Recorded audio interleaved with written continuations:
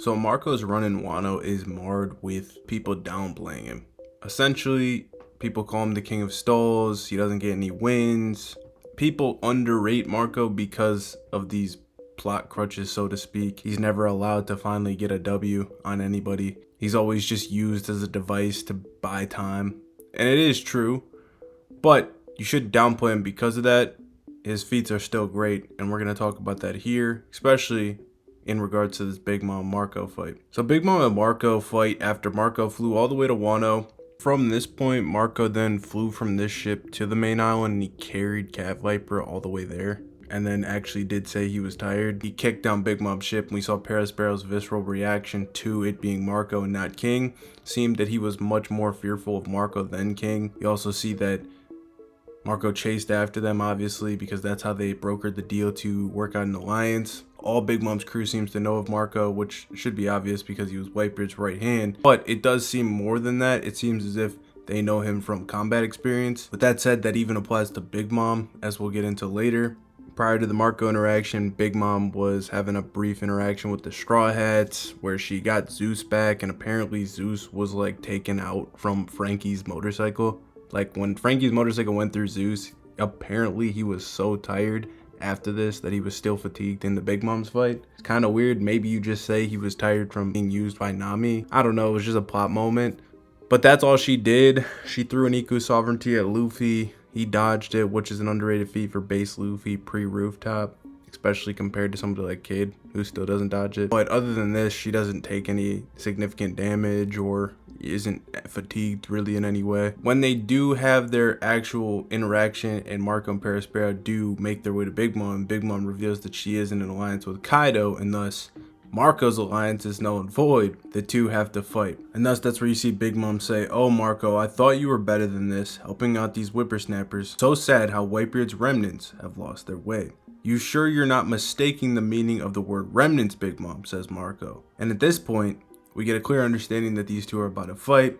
Marco says, "Do you think that Pop's voice is still binding us to his will? Everyone who's left is free." And Big Mom acknowledges this and says, "That's right, dead men give no orders, do as you will." Thus we kick into the start of the fight. This happens in chapter 992. Then a few chapters later, 995, we see "Stay out of this, Marco" from Big Mom as the two of them clash. Marco's Phoenix Flames and Big Mom's Prometheus. Her Raw Fist is behind this punch as well. They're meeting in the middle. There's physical abilities just as well as mystical here. And Marco says, I may not know what my role is here yet, but I know better than any of them the danger you pose." This again implies that these two have had an interaction beforehand. Now, of course, as I mentioned before, it could just be Whitebeard versus Big Mom, squabbles in the past, potentially crew versus crew. That's how the crew could have known about Marco's powers, and Marco could have seen that she could have been fighting with Whitebeard briefly or something. Who knows if that happened? But it's clear that there's some kind of understanding of the power that both of them possess on a personal level, not just reputation based. I actually don't even think it's far-fetched to believe that these two have had their own interaction and own fight in prior years. As this clash continues, they have this beam struggle almost in the middle,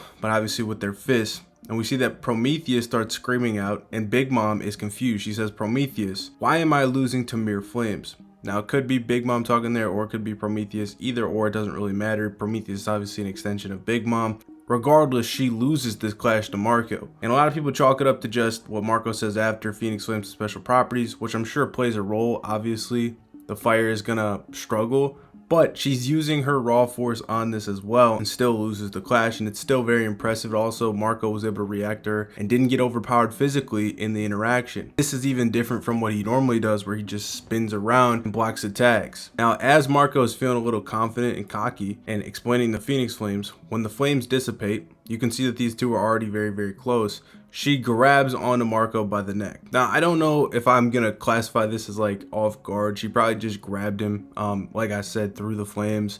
Marco didn't seem like he was prepped for this. Maybe she's slightly faster, even though they've already kind of shown that they have relative speeds. If she timed it up perfectly, whatever the case, it doesn't really do much. She doesn't think that she can kill Marco, which is evident by the dialogue we see coming forward. She actually looks to Perospero, who I'm sure was gonna hockey up this arrow.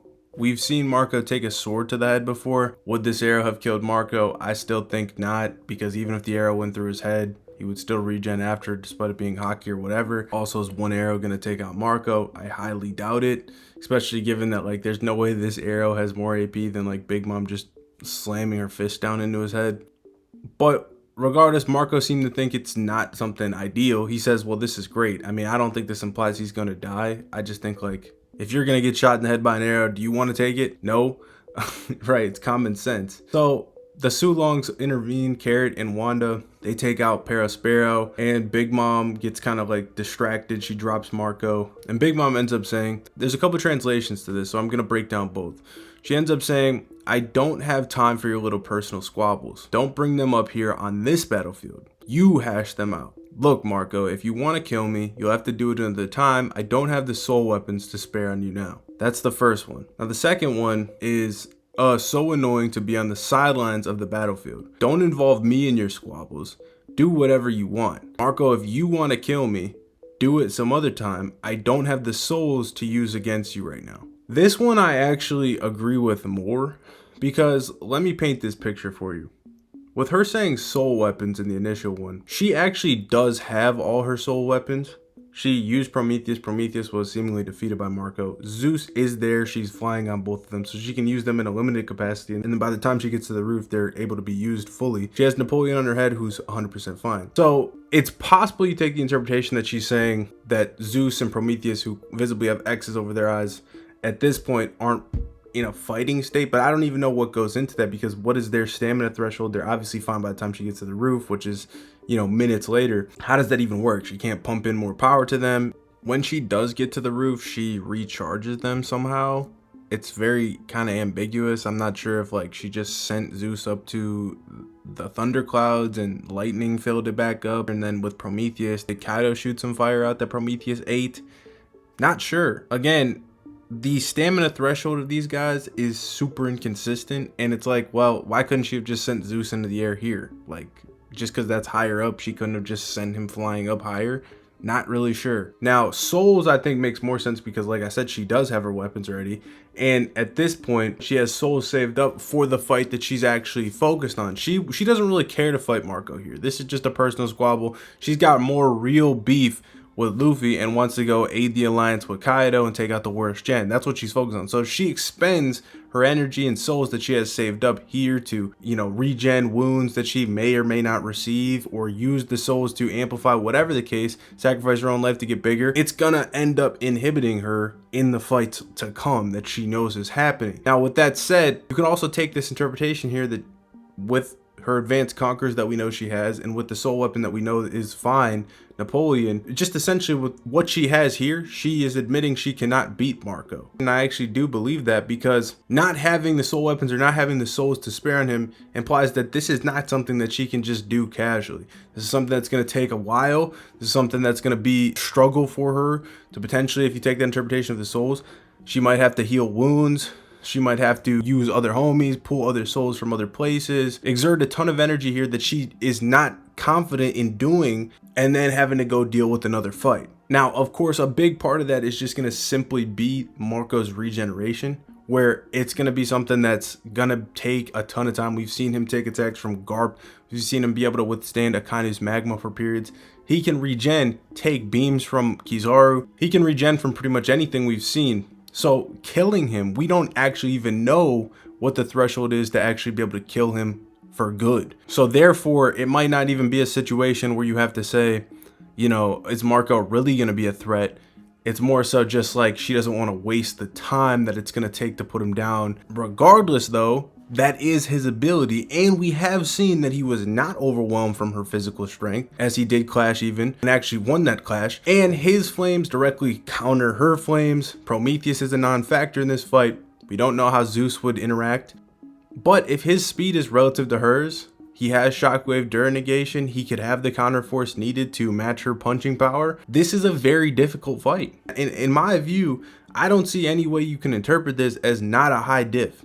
Now what we see is that after this, after exerting some energy here against Big Mom, after flying all the way here, like I mentioned, after healing thousands of people, he goes on to take on King and Queen, which 2v1 fights are much more taxing than a one-on-one. Not only that, he's stopping them and inhibiting them from doing other things, repeatedly blitzing them, continues to stay in, and his stamina fails him. He gets back up, blocks another attack from Kaido later. So Marco being able to contend with Big Mom is something that makes perfect sense, especially when the Gorosei themselves, pre-time skip, when Blackbeard was taken over, thought that Marco was, besides the Yonko, the only pirate that was out there at the time that had a chance to beat Blackbeard. He was a candidate to become a Yonko himself. Whoever won that war was going to be the next Yonko. This is a high diff fight, and I view this as these two have mutual respect. I don't take anything away from what Big Mom has said, where she believes that Marco is something to scoff away at. She believes in his power. She believes that this is a tough fight, and says that if he wants to fight her, they can run the fade at a later date. And she actually seems to have more respect for Marco in a solo capacity than she has for Law and Kid. That may just be my view,